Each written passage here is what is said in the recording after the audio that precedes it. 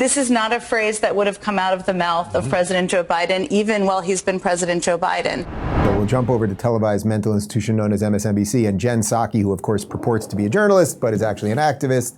She was very pleased with one portion of Joe Biden's speech because it gives a little room for Kamala to do something. Take a look. The other thing that struck me, and I circled it when he talked about reforming the Supreme Court, because as Lawrence knows, as you all know, this is not a phrase that would have come out of the mouth of President Joe Biden, even while he's been President Joe Biden. And it was a reminder, I think, that leadership is about being consistent and people knowing what to expect from you. It's also being open to evolving.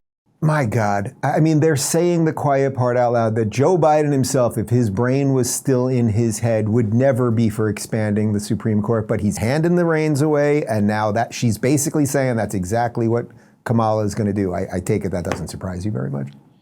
No, I mean, people like Elizabeth Warren have been openly tweeting that they want to pack the Supreme Court. They're saying that's a good idea. It's transparent. I mean, even FDR, at the height of his power, didn't get away with doing that. But Democrats, and he was greatly embarrassed by that as one of his few failures.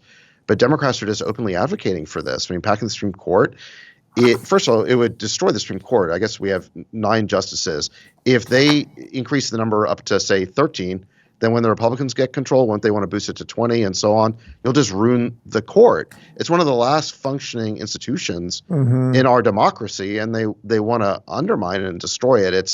It is shocking that they can just say this. They don't seem to pay any kind of price for it at all. No, and it's sort of the same thing as we just discussed. They seed something in the media, and then next thing you know, it comes true, a couple weeks or a couple months later.